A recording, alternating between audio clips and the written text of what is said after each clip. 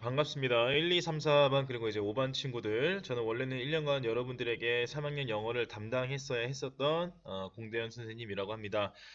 먼저 미안하다는 말씀 드릴게요. 저희 사실 OT하기에 전혀 적절한 타이밍이 좀 아닌 것 같죠? 저는 아무리 생각해도 좀 온라인 계약이 무리라고 생각해서 한 이틀 정도 하다가 한 전국에서 이건 좀 아니지 않냐고 좀 이렇게 본게라도 일어나서 등교 계약을 하던 뭐 9월 학기제를 하던 이렇게 할 줄 알았거든요. 그래서 굳이 영상 제작하고 이러면 여러분들에게 혼란만 될까봐 2강 정도만 EBS 강의를 듣게 했는데 이렇게 자연스럽고 조용히 지내될 줄 정말 꿈에도 몰랐습니다. 그래서 오늘 좀 늦긴 했지만 원래 여러분들이 직접 마주보고 할 생각이었던 영어 공부에 대한 OT를 좀 잠깐만 해보려고 합니다.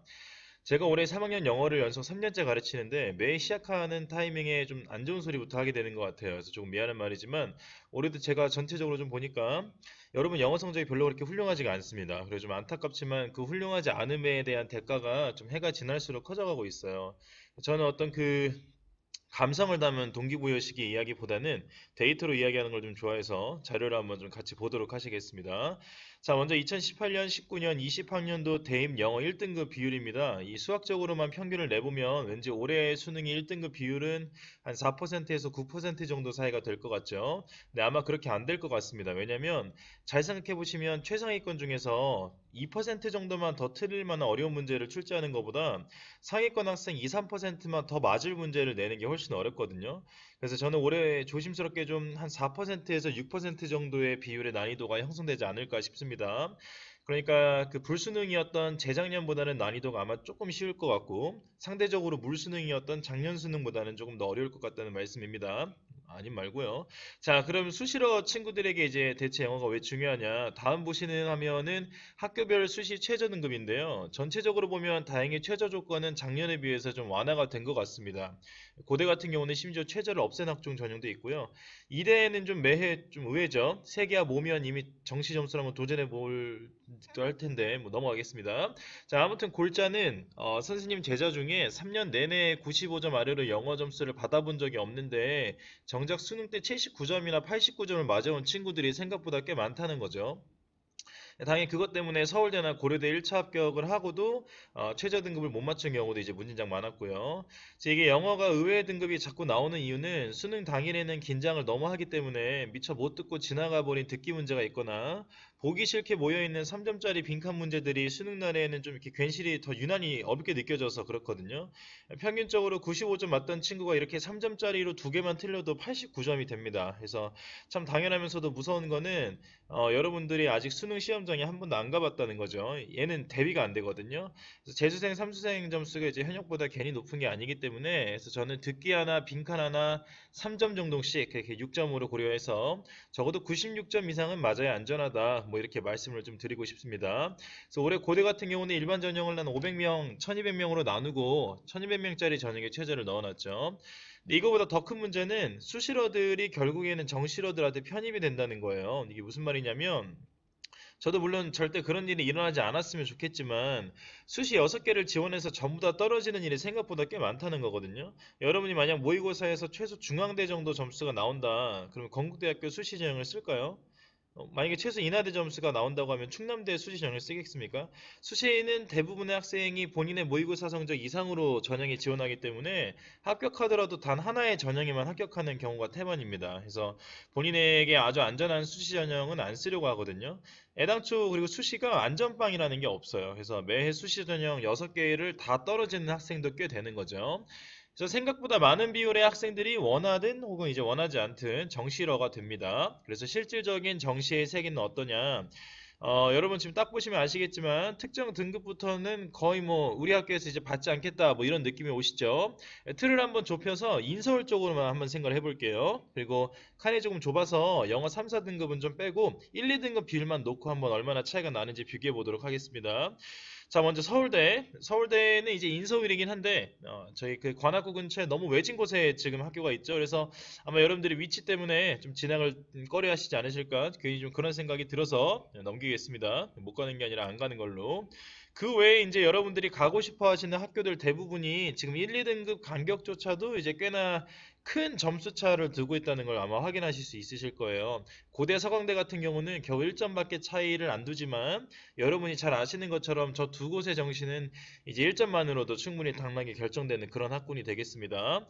그래서 결론적으로 보면 영어 시험의 난이도는 아마 갈수록 어려워질 것 같고요. 내가 수시를 하는 사람이든 또는 정시를 하는 사람이든 혹은 모의고사 성적이 높은 편이든 낮은 편이건에 상관없이 아마 경쟁자들에 비해서 상대적으로 낮은 영어 점수를 받으면 앞으로 이것 때문에 감수해야 되는 어떤 그 치명적인 부분이 조금 더 커질 것 같다. 적어도 올해의 반영 비율은 그럴 것 같다라고 요약할 수 있겠습니다.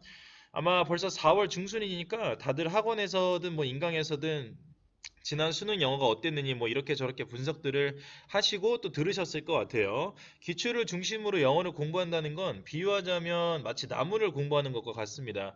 자, 여기 이렇게 땅에 세 그루의 나무가 있습니다. 각각의 땅을 2018년, 19년, 20년이라고 해보면 21년의 땅의 모습을 여러분들이 예측해 본다고 하면 생각해 보세요. 그럼 여러분이 가장 중요하고 또 가장 자신감 있게 그리실 부분이 과연 뭘까요? 당연히 나무의 어떤 뿌리나 기둥, 가시들부터 그리셔야 되겠죠. 이게 이제 비유하자면 평가원 수능에서 지속적으로 여러분들에게 요구해 왔던 공통적인 내용에 대한 학습이거든요. 자, 그럼 피해야 되는 예측은 뭐냐면 2020년도에 파란색 잎사귀가 피었으니까 올해는 더 파란 잎사귀가 피지 않을까 그런 위험한 예측이죠. 그러니까 몇 년간 평가원에서 오랫동안 좋아해 왔었던 출제 방향이나 뭐 그런 거랑은 아무 상관이 없이 작년에만 일어난 아주 지엽적인 현상 뭐 이런 걸 말씀드리는 겁니다. 이런 지엽적인 것에 해당하는 대표적인 게 어떤 소재에 대한 집착 이런 거거든요. 그래서 예컨대 올해 2020년 수능 36번에 보면 자주는 안 나오는 영어 지문이 출제가 됐어요. 그래서 올해 초에 기생충의 온갖 상을 휩쓴 거 기억하시죠? 그럼 이제 내년에도 영어 지문이 막 나오는 거 아닌가? 이렇게 생각하실 수도 있으실 것 같아요. 근데 영어 소재에 대한 대비를 과연 어떻게 해야 될까요? 뭔가 영어 지문 출제 개필 막 이러면 막 이렇게 다짐하고 있으면 실제로 출제되었을 때 자신감 뿜뿜해서 시험에 임할 수 있을까요? 제 생각에 수능은 그런 것 같습니다. 평가원이 아마 올해 꼭 이런 문제를 낸다. 이런 접근은 제가 지금 공부하고 있는 걸 좀 무의미하게 만들고요. 예상하지 못했던 문제 출제에 대해서 하나도 대처를 못하게 만드는 것 같아요. 그래서 이런 무당식의 접근보다는 평가원이 그간 보통 여러분들에게 공통적으로 요구해온 능력을 살펴보는 편이 더 높은 점수를 얻는 길이라고 생각합니다. 또한 평가원에서 글의 중요한 논지를 전개할 때 혹은 뭐 매력적인 오답을 만들 때 그리고 해석하기 어려운 문장들을 만들 때 자주 사용하는 핵심 표현들이 있거든요. 저는 우리가 그것을 공부해야 된다고 생각하고요. 또 수업의 방향도 그쪽으로 최대한 맞춰갈 생각입니다. 그래서 혹시나 여러분이 단편적으로 2020년도의 수능만 보고 2021년 수능은 아마 이렇게 나올 것이다 하고 이제 섣불리 예측하지 말았으면 좋겠어요. 또 학원이나 기타 등등에서 이제 그런 걸 배워왔으면 특히나 그렇고요. 자, 그러면 여러분들이 영어 문제를 못 푸는 이유로 한번 돌아와 보도록 하겠습니다. 선생님이 가르쳐 보니까요, 여러분들에게 부족한 것은 세 가지 정도인 것 같아요. 첫 번째는 단어 실력이고, 두 번째는 문장 독해 실력이고, 세 번째는 국어 실력, 그러니까 문단 독해 실력인 것 같습니다. 그래서 3번은 좀 미안하지만 노력을 굳이 하지 않아도 이미 선천적으로 뛰어난 학생들이 실제로 있습니다. 혹은 이제 제 교육 경험을 좀 비춰보면 어렸을 때 책을 많이 읽은 학생일수록 처음 접하는 어려운 소재나 주제를 무척 잘 이해하는 것 같아요. 그러니까 공부 별로 안 했는데 고등학교 들어오자마자 저희 국어 점수가 높다던가 뭐 이런 느낌으로 자, 이제 와서 여유롭게 독서는 하고 있을 수는 없으니까 선생님 수업 시간에는 그 대신에 그간 평가원에서 자주 사용해왔던 표현이나 아니면 핵심적인 논지 전개 방식에 대한 뭐 지속적인 공부 같은 걸 통해서 간접적으로나마 좀 3번을 최대한 극복할 예정입니다. 자, 2번은 선생님이 수업 시간에 가르치긴 하겠지만 수업 시간에 한 3, 40% 정도만 사용할 예정이에요. 그 이유는 왜냐면 개개인별로 어려워하는 문장의 종류가 너무 달라서 그래요. 그리고 어려운 문장에 대한 극복이나 학습은 누가 가르치기보다는 자습이 제일 효과가 좋아서 그렇거든요. 선생님은 이제 정말로 어렵다고 느껴질 만한 문장들만 좀 자세하게 해석해 줄 예정입니다. 그 외에 어렵게 느껴지는 문장들에 대한 질문이 혹시 있으면 언제든지 카톡이나 전화 주시면 되고요.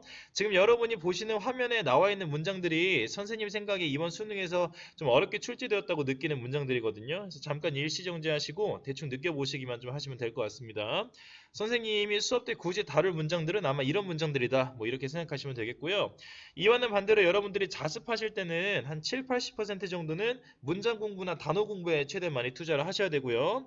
2, 3할 정도만 왜 이게 정답인지, 이 문단은 뭐 어떻게 생겼는지, 이 글의 주제는 좀 어떻게 찾아야 되는지 그런 부분에 좀 투자하시면 되겠습니다. 위에서 얘기한 대로 학생마다 모르는 문장이 너무 다양하고 다르기 때문에 그렇습니다. 자, 그러면 이제 1번 얘기를 좀 해봅시다. 자, 이거는 진짜 여러분들이 나서서 적극적으로 하지 않으면 제가 절대 도움을 줄 수가 없어요. 여러분들이 가끔 착각하시는 게 있는데, 단어는 영어 공부의 시작이 아니라 영어 공부를 시작하기 전에 준비물 같은 과정입니다. 그래서 한번 국어 독서 지문을 푼다고 생각해 봅시다. 여기 이런 문장이 있어요. 여러분이 보고 있는 이 문장이 한번 이렇게 보인다고 생각해 보세요. 문장의 본 의미를 제대로 알 수 있을까요? 자, 거기에 선생님이 2번에서 중요하다고 이야기했던 문장 공부까지 안 되어 있는 학생은 아마 이 문장이 이렇게 보일 거예요. 그리고 아마 이제 보기가 이렇게 출제가 되겠죠. 그럼 여러분들은 막 고민하기 시작해요. 지문에서 등장했던 단어들을 막 동그라미 쳐가면서 마음 한켠에서 올라오는 불안한 마음을 막 제쳐버리고 4번 같은 엉뚱한 답을 이제 고릅니다. 그리고 선생님에게 찾아와서 글이 대충 무슨 말을 하는지는 알겠는데 보기를 잘 못 고르겠다는 등 뭐 이상한 소리로 막 인생극장을 찍기 시작해요. 자, 여러분들이 방금 답에 도달한 풀이 방식을 한번 다시 한번 잘 생각해 봅시다. 유치원생이나 초등학생들이 자주 하는 틀린 그림 찾기랑 다를 게 없어요. 평가원을 그렇게 푸는 친구가 잘하면 틀릴 수도 있게가 아니라 그런 식으로 푸는 수험생이 무조건 틀리게끔 오답을 만듭니다. 그래서 실제로 3학년 모의고사 오답률을 분석해보면 특정 번호의 오답을 찍은 학생이 정답을 찍은 학생보다 더 많은 경우도 많아요. 그러니까 단어 공부는 무조건 하루에 30개에서 50개 정도 이상 하셔야 되고요. 2, 4주에 걸쳐서 3, 4회 복습을 기본으로 하시면 되겠습니다. 단어 공부에 정답은 없어요. 저도 단어 암기가 참 안 되는 편인데 고등학교 때 내내 소리내거나 쓰면서 하지 않고 그냥 눈으로 읽으면서 했거든요. 그래서 쉽지는 않았지만 결국 제일 중요했던 건 방법보다는 시간이었던 것 같아요. 투자하지 않으면 외워지지 않습니다. 그래서 옆에 친구가 유난히 단어를 잘 외우던 말던 사실 당신과는 전혀 상관이 없는 일이거든요. 친구는 친구죠. 제가 아니라요. 그래서 나는 유난히 단어 외우는데 시간이 오래 걸리는데 옆에 친구가 좀 빨리 외운다. 그럼 억울해할 게 아니라 그 시간이라도 더 투자를 해야 되는 거죠. 억울해할 시간에. 단어 공부에 대한 더 자세한 조언이 필요한 친구는 언제든지 익명 카톡방에 문의하시거나 아니면 전화를 걸어주시면 좋겠습니다.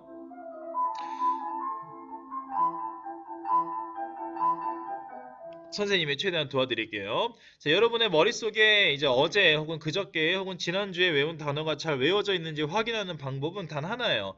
눈을 감으시고 본인의 손에 이제 키보드가 올려져 있다고 생각을 해보시고 자신의 주민번호를 한번 입력해 보는 거예요. 혹은 부모님의 핸드폰 번호를 한번 입력해 보는 거죠. 그러니까 그 정도의 편안함이 나오지 않으면 그건 아직 외워지지 않은 단어입니다. 자, 그런데 가장 본질적으로 여러분의 영어 자습 시간에 지금 어떻게 하고 있습니까? 혹시 좀 주구장창 모의고사만 풀고 있지 않으세요? 저는 아마 바로 거기에 여러분들이 나름 3년 동안 영어 공부를 엄청 열심히 한다고 했는데 점수가 하나도 오르지 않는 모든 이유가 좀 담겨 있지 않을까 이렇게 생각이 듭니다. 모의고사는 말 그대로 고사입니다. 좀 미안한 말이지만 그 자체는 전혀 공부가 안 돼요. 여러분이 어느 정도의 수준인지를 확인하는 장치에 불과하거든요. 아마 어떤 학생은 그럴 수도 있을 것 같아요. 선생님, 저 미안한데 저 지금 시간 안에 풀 수 있는 능력을 기르고 있는 거거든요. 아니, 시간 안에 풀어서 50점 맞고 시간 안에 풀어서 70점 맞고 시간 안에 풀어서 89점 맞을 거면 뭐하러 시간 안에 풉니까? 수능이란 2시간이 걸리던 3시간이 걸리던 먼저 100점을 만드시고 그 이후에 주어진 시간 안에 100점이 유지되게끔 연습하는 게 올바른 공부 방법입니다. 그래서 먼저 100점을 만드셔야 됩니다. 못해도 고득점을 만들어 놔야 되는 거죠. 나중에 좀 계약하고 만나서 시간이 좀 수업 시간에 나면 좀 썰을 좀 자주 풀어드리겠지만 이게 좀 사실 좀 그렇습니다. 제가 지금 혹여나 좀 다른 선생님이 이 녹음을 들으실까봐 노심초사하면서 쫄보마냥 눈치 보고 있거든요. 근데 그 와중에 얼굴도 모르는 여러분들한테 썰을 풀려니까 참 이게 푸는 것도 아니죠. 썰을 녹화하고 있죠. 그러니까 좀 한심스럽기도 하고 좀 하여튼 스스로 좀 이상하고 네, 뭐 그만 말하겠습니다. 하여튼 제가 개인적으로 고등학교 때 축구하다가 전방 십자인대가 아마 파열됐던 사람이거든요. 네, 참고로 요즘도 좀 정신 못 차리고 틈날 때마다 조기 축구 하고 있는데 여러분 대부분이 아마 모르시겠지만 병원에는 십자인대 같은 곳이 부러지면 사용하는 MRI라고 하는 아주 비싼 카메라가 있어요. 이 기계가 사실 그냥 사진기에 불과한데 사진 하나 찍는데 한 50만 원 정도 들거든요. 근데 이 비싼 MRI를 3번, 4번, 5번 찍는다고 제 무릎에 십자인대가 붙을까요? 절대 그렇지 않겠죠. 의사 선생님이 저를 기절을 시키시고 아픈 무릎을 저물래 찍고 부러진 십자인대를 빼는 다음에 새 십자인대를 넣고 아무 일 없었다는 듯이 다시 꿰매줘야 제 무릎이 원래대로 돌아오겠죠.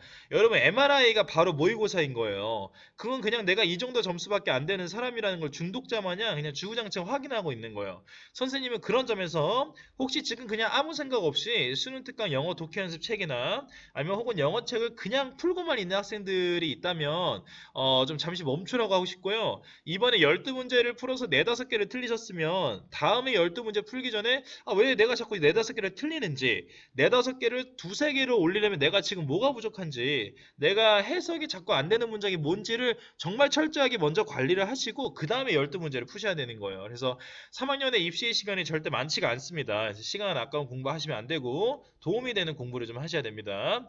자, 앞으로 온라인 계약에 별다른 변화 상황이 없으면 대부분의 수업은 아마 이 좀 칙칙해 보이는 PPT 위에서 글자가 새겨져 있는 상태로 진행하도록 하겠습니다. 아마 제 모습은 나오지 않을 거고 제 목소리만 녹음해서 입힐 테니까 걱정 마시고요. 다시 한번 말하지만 선생님의 수업은 30% 정도가 문장 공부고 70% 정도가 문단 공부가 될 거예요. 그래서 선생님이 제일 싫어하는 공부가 그냥 지문 통째로 띄워놓고 주구장창 해석만 하는 수업이거든요. 그거는 선생님의 해석 능력이나 뽐내는 시간이지 절대로 여러분 공부하는 시간이 아니라고 생각합니다. 그래서 여러분들 절대 그런 마음으로 수업에 참여하시지 말았으면 좋겠고요.